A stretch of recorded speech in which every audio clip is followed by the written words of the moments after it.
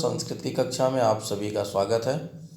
आज हम लोग चतुर्थ पाठ पढ़ेंगे। क्षमस्व महर्षे। क्षमस्व महर्षे मतलब हे महर्षि जी क्षमा करिए। इस पाठ में है। अब पाठ की क्या कहानी है, किसने क्षमा याचना मांगी, हम लोग इसके बारे में आगे पढ़ते हैं। भारते अनेके महापुरुषाः अभवन्। भारते अनेके महापुरुषाः अभवन्। महर्षि दयानन्दः तेषु प्रमुखः आसीत्। इस पाठ में महर्षि दयानंद के बारे में बताया गया है कि भारत में अनेक महापुरुष हुए। उन्हीं महापुरुषों में एक प्रमुख महापुरुष महर्षि दयानंद थे। तस्मिन् काले समाजे अनेकाः कुरीतयः प्रचलिताः आसन्।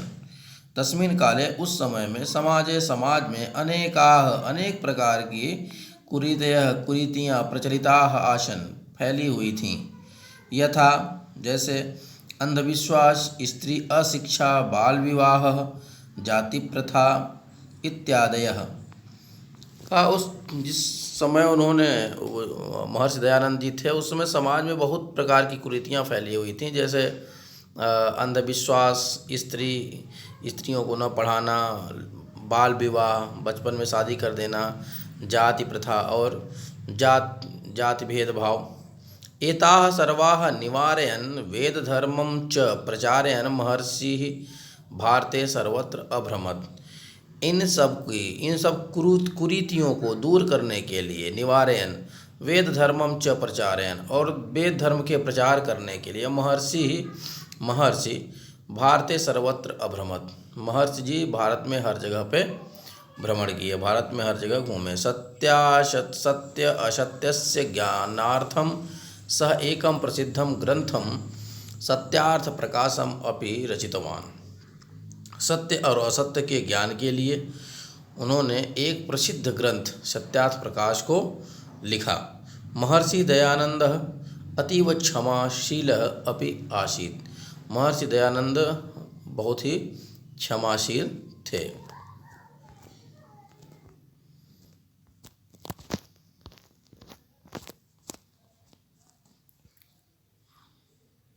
दूसरा भाग हम लोग देखते हैं बच्चों।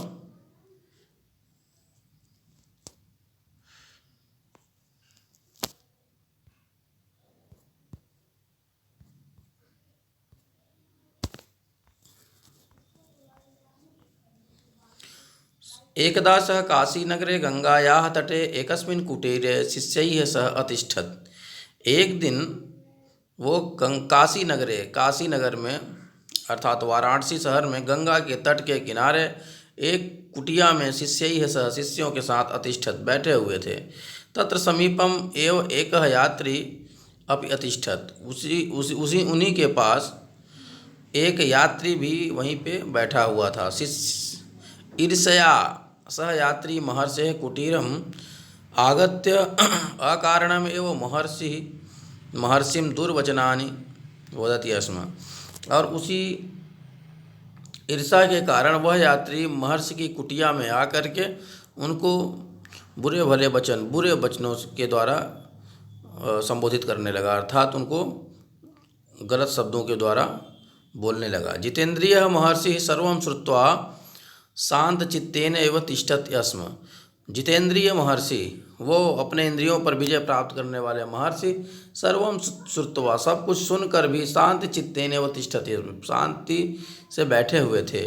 सह कदापि न प्रत्युत्तरत्, उन्होंने कभी उत्तर दिया ही नहीं। शिष्याः क्रुद्धा अभवन्, और उनके साथ जो शिष्य था बल्कि वो क्रोधित हो गया। महर्षि तान चिंता मा कुरु तूष्णीं भव इति अकथयत्। महर्षि ने उसको कहा कि चिंता मत करो, शांत होकर बैठो, ऐसा उन्होंने कहा। महर्षि कथयति स्म, महर्षि ने कहा यत् सः स्वयं एव एकस्मिन् दिने सरलः भविष्यति।